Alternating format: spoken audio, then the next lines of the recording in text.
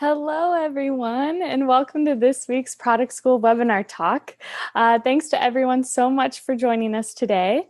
So we teach about product management, coding, data analytics, and blockchain at all 14 of our campuses worldwide. Welcome to this week's Product School webinar talk. We have an awesome guest presenting today. I'd like to introduce Bryan Kelly. As an executive responsible for product team performance, Bryan Kelly found no shortage of information about the soft skills that enable teams to effectively interact with each other.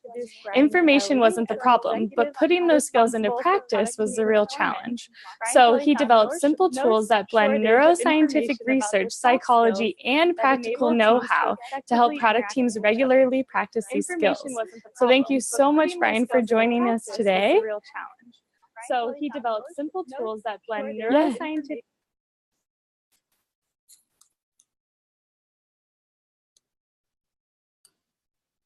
Hey, we got it. I'm unmuted now. Yay! Thanks so much for the introduction. I'm thrilled to be here and excited to share some really actionable, practical information with everybody today. So thanks again. Yay! Thank you so much. So as you're setting up your presentation, if you'd like to just tell us a little bit more about why and how you got into product, as I'm sure you will in your presentation. Oh, sure. So I've had a pretty long career so far. About more than half of my career has been in the software business. About 2007, actually 2008, got into iPhone app development with the company that I owned. And then from there moved into more of an enterprise software solution called Aptify, where I was the head of marketing. And from there, was responsible for product marketing teams, product teams, and then I had an opportunity to head up a couple of other product teams and became the CEO of Rasa, which I did for a year. And now I'm a strategic advisor with them. Wow. Thank you so much for joining us. I can't wait to hear more. Take it away. All right. Sounds good. Well, everybody, thanks so much for your time. We're going to keep it short and brief and give you some very practical insights that I think you'll be able to utilize as you look to grow in your career as a product manager, a product professional. So really quick about me, I gave you the high-level rundown of my resume, so to speak, but I am a self-described soft skills advocate, which means I absolutely love the idea of helping people go beyond just the technical aspect of their job, the hard skills, but really focus on the soft skills, because that's what's going to make you even better in your role as you try to coordinate and collaborate and interact with all sorts of cross-functional team members. Now, as I mentioned, I'm the former CEO of Rasa.io. That company is focused specifically on bringing artificial intelligence and deep learning technologies to associations, both professional and trade, to help their members go deeper with the level of engagement that they have with their profession, as well as the industry. Now, I've been working with product pros for 10 years, and the bulk of my focus kind of behind the scenes has been one-on-one and in group team settings, really helping people understand how to communicate, how to collaborate, and a whole bunch of other things that fall under that soft skills category. Over the time that I've been doing this, I've been able to develop some really simple but powerful tools that help product pros like yourself practice. See, and this is important. This word practice is critical, because it's one thing to understand soft skills. It's one thing to understand, oh yeah, this is how I communicate better, or this is how I collaborate better. But what I've done is taken those ideas, those concepts, and help you build a practice around that. And I've done that by blending neuroscience, the practical experience that I've had, and also psychology. So we'll get into the brain science in just a bit. But before we do that, I wanted to share this special toolkit with you. If this sounds like this is something interesting to you, the idea of practicing intentionally, ways to better collaborate with your coworkers and your colleagues, check out softworkspractice.com/toolkit, and you'll be able to download that for free. It's ready to go. We'll send it to you right away. It's a really cool 4-part audio series. Each episode in the audio series is about 10 minutes long, and you can listen to it on your commute to and from work. There's also a companion workbook that comes along with it that walks you through the exercises. So with that said, let's jump right in. Some of the things that I'm going to talk about in our time this afternoon is the types of things, or they are the types of things that are really obvious, right? They're painfully obvious, as you'll find out as we get into some of these mistakes that we can avoid. But they're often the hard things to see. So think about that as we go through these 5 mistakes. You probably will be having one of these facepalm moments, just like the statue here, being like, gosh, why haven't I thought about that? But these things are hard. Now,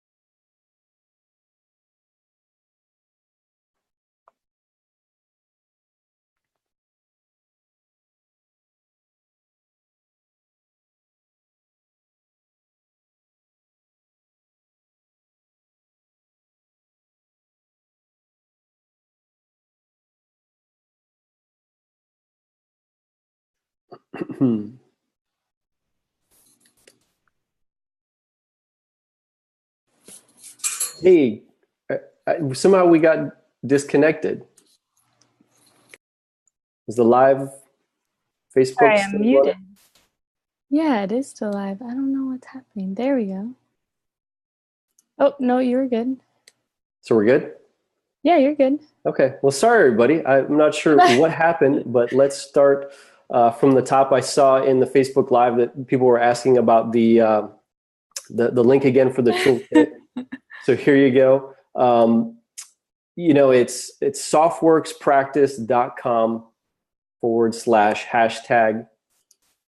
toolkit.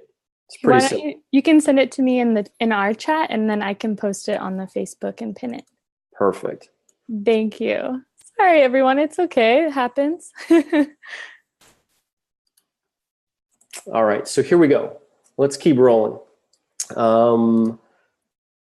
So if you caught it before the computer went dead or we lost the connection, the things I'm going to talk about are painfully obvious, but they're hard to see.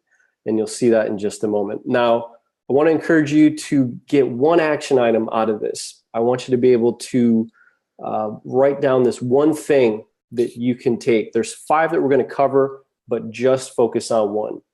Now, some of the most intense emotional reactions in product management occur when 5 areas of social experience collide. And intentionally or unintentionally, we've actually all been guilty of triggering these in our teammates. And to illustrate this statement, this point, let me share with you a quick little personal story.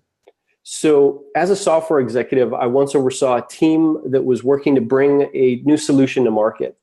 And within this group, there were 2 specific individuals that they just didn't work well together. And in fact, the person that was tasked with leading the effort didn't value the education, the experience, or even the background of this other team member. So here's some of the things that they did. This individual continually pointed out their colleagues' professional weaknesses. They set unclear expectations around work assignments, and they didn't trust this teammate to actually make decisions.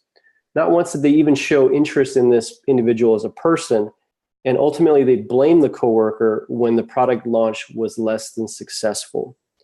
Now, these situations happen all the time within teams, and most of us kind of chalk them up to our coworkers not getting along. But I was determined when this happened to discover a way to help my entire team avoid this in the future. And what I found was brain science, neuroscientific research that helped address the answers to the questions that I had. And a lot of these concepts were pretty empowering, as you'll see here. Now, why brain science? Well, brain science helps us understand one of the most complex things that is known to us right now, and that's the human brain.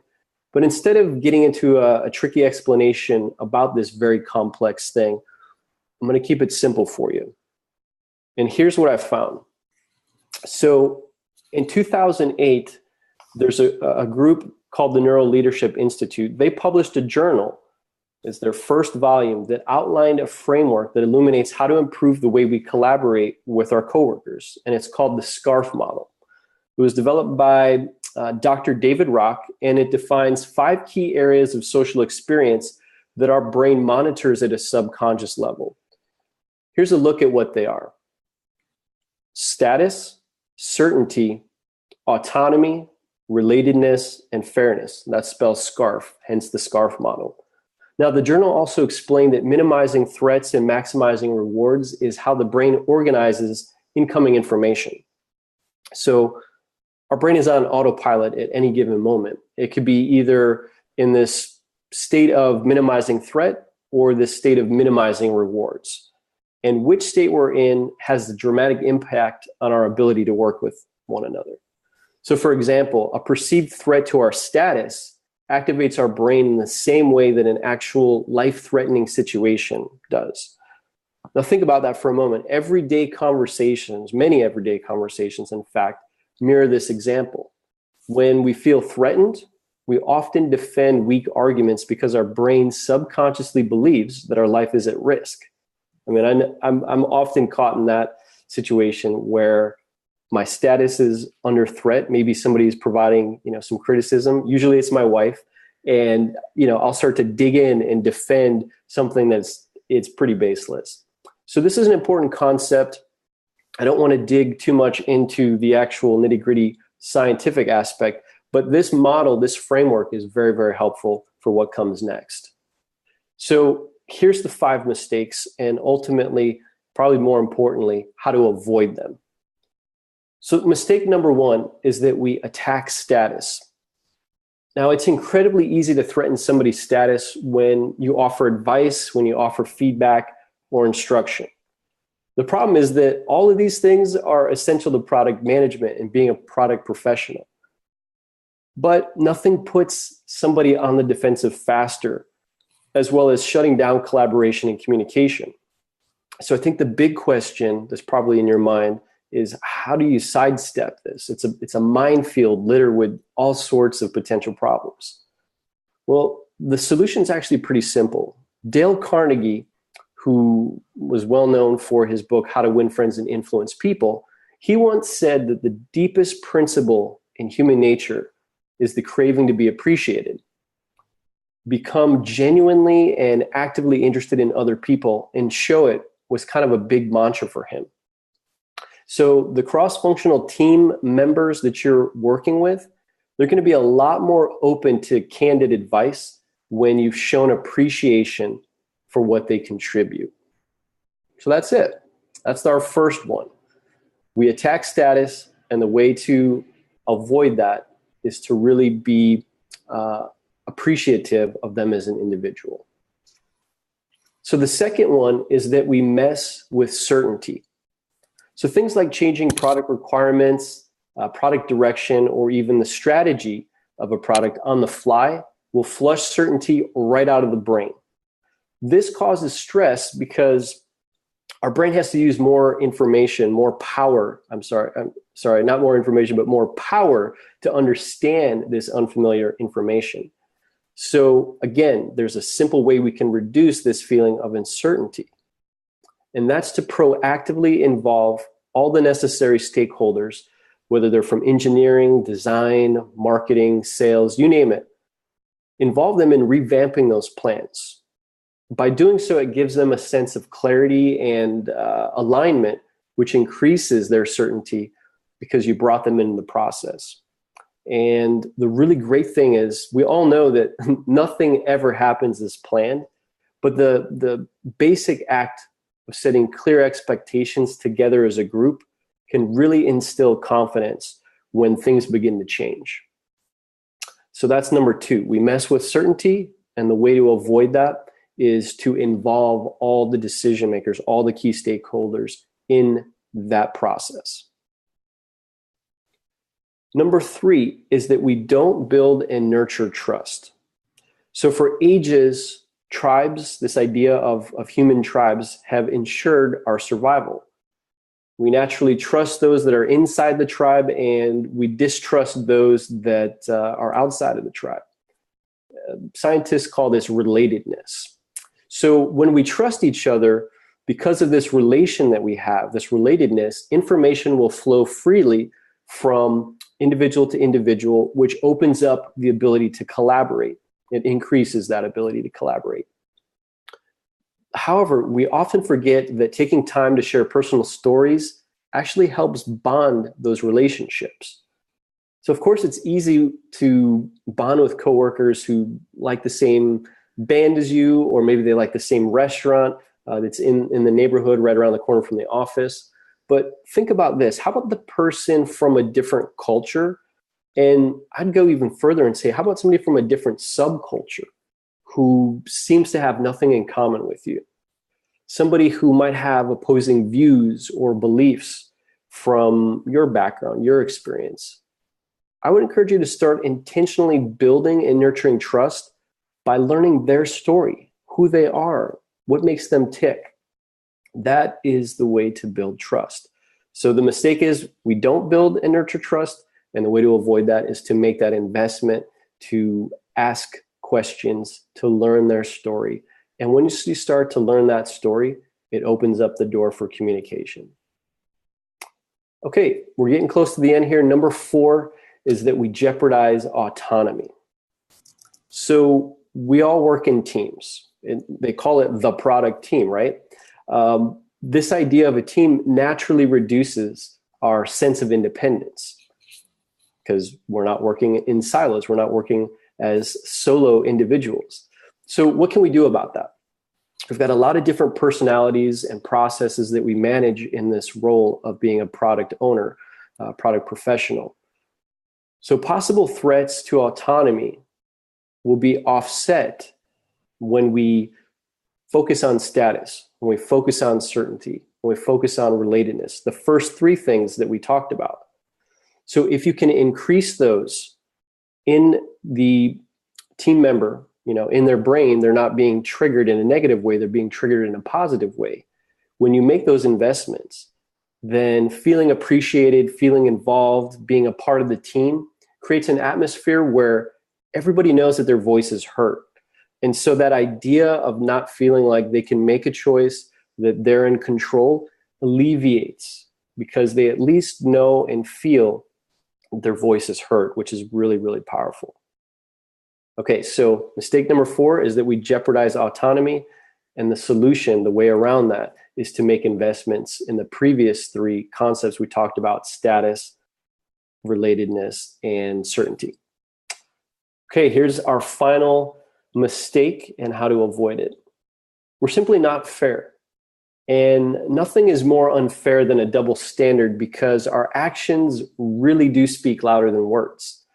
There's a very distinct difference between saying one thing and doing another, obviously, right? So here's how we can do this. We can get around it is through being consistent and transparent in our communication so that what we say matches our actions. And by doing this, we'll safeguard a fair product team atmosphere. This, however, is challenging because it requires a level of self-awareness that just doesn't come easy. It takes a lot of work. And the other big roadblock is that it demands humility. Being able to admit that we're wrong, that we've made an error, or even that we've miscommunicated something is a whole heck of a lot more difficult than shifting the blame to somebody else. So, the thing that I would encourage you is that in doing this, though, by making that hard choice to go against what feels natural, you'll actually positively trigger a sense of fairness among your colleagues. So the mistake is that we're not fair, and we're unfair by saying one thing and doing another. And the way around that is to admit, to be humble enough, to be self-aware enough to admit when we're wrong or made a mistake. Okay, so real quick, I want to make sure that you guys are clear on this. So let's recap how to avoid these mistakes. I've already described them. I gave you the problem, the mistake, and then the solution or how to avoid that. But let's just make sure that you've got this here. So each of these 5 ways or tactics to avoid the mistakes maps directly back to that list of 5 that I previously walked you through. So we show appreciation. That's how we can counteract attacking somebody's status. We involve stakeholders. That's how we don't mess with somebody's certainty. We find and share common ground. That's how we build and nurture trust. We increase their status, their certainty, and autonomy. That's how we make sure that we don't jeopardize how they feel about something. And then number 5, we match our communication to our actions. So that's how we avoid not being fair with somebody. So that's it. I tried to blaze through it really quick. We had some technical issues beforehand, but thanks so much for tuning in and checking this out. Again, I would encourage you to check out the toolkit. It's a really cool, fun thing that we put together. If you like listening to audio, it's a great listen, and then the workbook is very helpful. So this was just the tip of the iceberg. This content is part of that toolkit, but there's a whole lot of other stuff that we can dig into to help you with your practice. And I look forward to having the opportunity to connect with you. So Kylie, do we have any questions in the last few minutes here?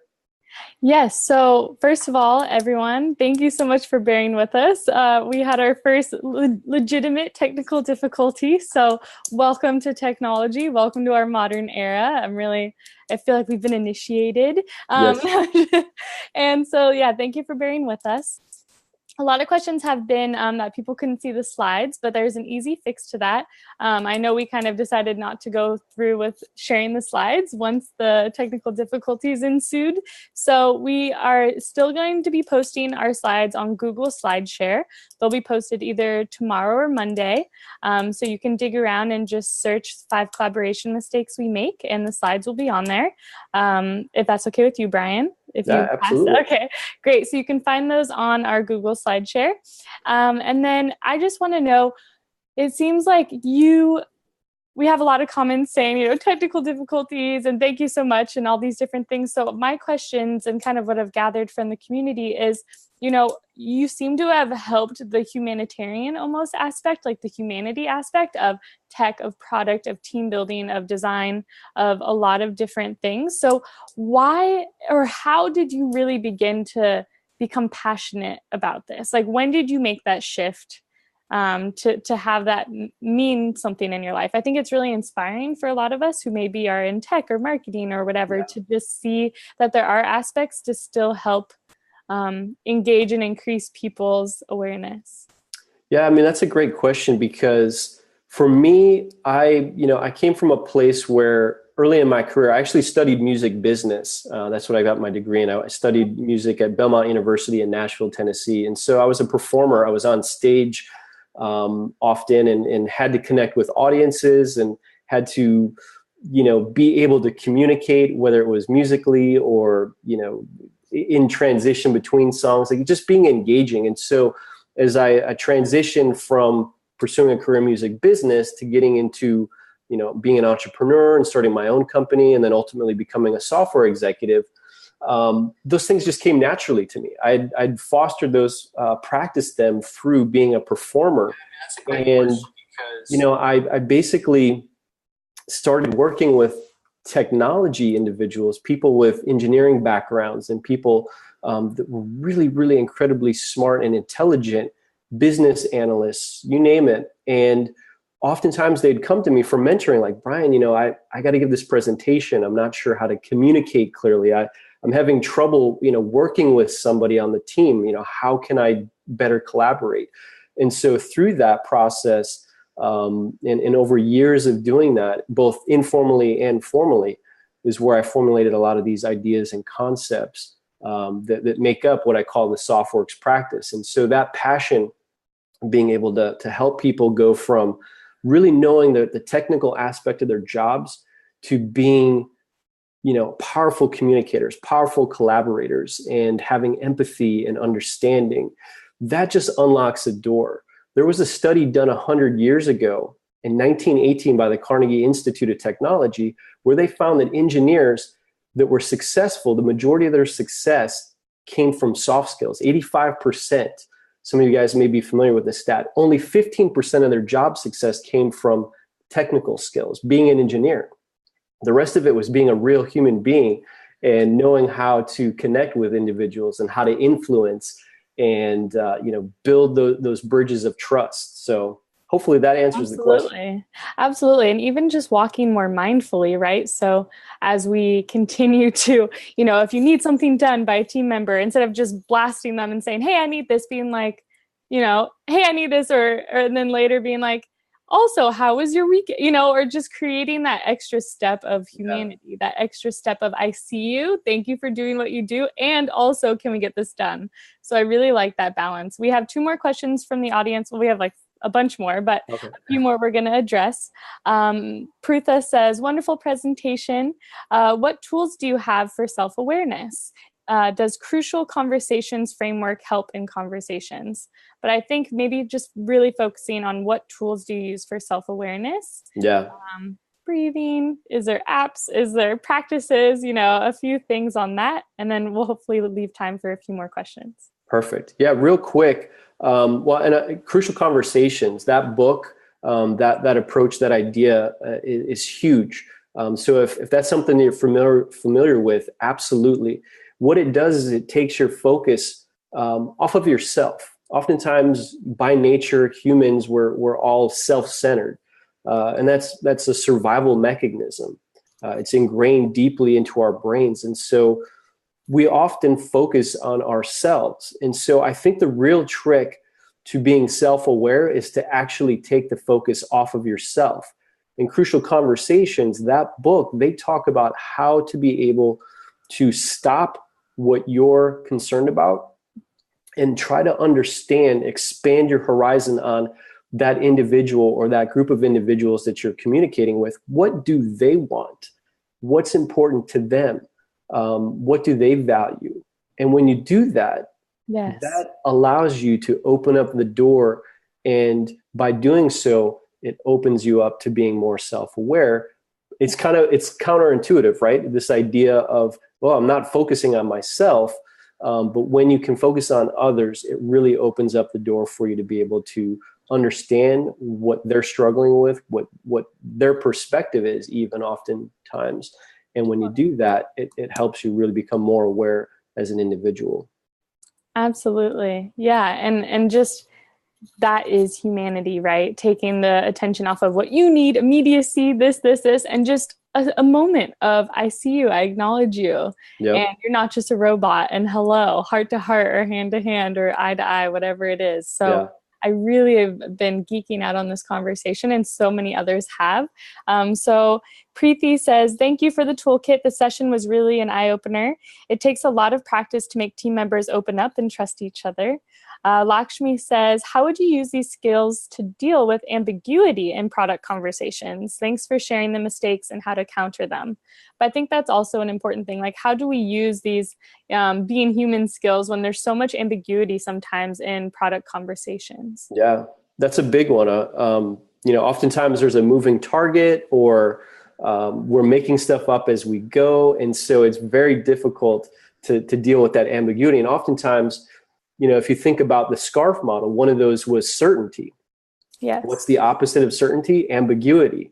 And so as a team, if we can go into situations knowing that we're in a gray area sometimes, many times, all the time, but being on the same page as a team and having a candid conversation, and even more importantly, an environment where you can have a candid conversation, where you can say, hey, Josh, I don't agree with what you're saying, and maybe let's take a step back, and can you walk me through the reasoning behind this particular strategy, that you're pushing forward on? And Josh will feel like, okay, Bryan has invested in, getting to know me as a human being, right? He never is super critical. He's always showing appreciation for the things that I contribute. So when Bryan asks me a tough question like that, a very candid, frank question, I'm not offended. I'm not I'm not like, oh my gosh, my status is under attack. Josh is much more open to that conversation. And so that's the real trick, is pulling these things together. And it can be as simple and as rough as like, hey, Josh, like, I don't know what the best way is to say this, but I just want to be honest with you. I don't see the reason behind your strategy, and I really want to. Can you walk me through that? And maybe hopefully I'll get some clarity around that so that I can get on board, or, whatever it is. It really just opens up the dialogue between you and another person when you can do that. So that's what I would recommend and encourage. I love it. Yay. I could talk to you forever. You have to come back on the channel. One more person. Anuj says, thanks. Self-awareness is more than being aware of your own self. It is being aware of everything that's happening around us. And I think that's so true. And you can only really step into that awareness when you have realization of yourself, right? When you are kind enough to yourself to try and walk yourself through it. And we're all learning. We're all growing. No one's perfect, but I love how you approached it. I don't understand how your strategy is working. Like, I really want to know. Please walk me through it, instead of saying, I don't understand, and walking out. And, so I think there's so much in our busy days to just take an extra breath, calm down, look at someone in the eyes and say, no, give me 2 more sentences. What are you trying to say? Or I have 10 more minutes, or, creating that time and space. So anyways, thank you so much, Bryan. Happy solstice, everyone. Summer Yes. solstice, to geek out for a second. Maybe that's why we had technical difficulties. Right, I think so. But yes, thank you everyone for bearing with us. And thank you so much, Bryan, for presenting today, and everyone for joining us. To get more info on any of our courses at Product School, just go to productschool.com. We're located in 14 campuses around the globe right now. So if you're located near one of our campuses, make sure to stop by one of our weekly events every Wednesday and Thursday. You can also find us on Twitter, Facebook, Slack, and I hope that you enjoy the rest of your day. And I'm going to name off all of our campuses just in case you don't know where they are. We got San Francisco, Silicon Valley, Santa Monica, Seattle, Chicago, Denver, New York, Los Angeles, Orange County, Santa Monica, Austin, Boston, Boulder, Toronto, and London. And we're going to be launching some surprises next year too. So I'm excited when we can actually start sharing that. So I hope you'll have a wonderful day, blessings, and we'll talk to you soon. Bye, guys. Thank you. Bye, Bryan. You're awesome. Bye, Kylie.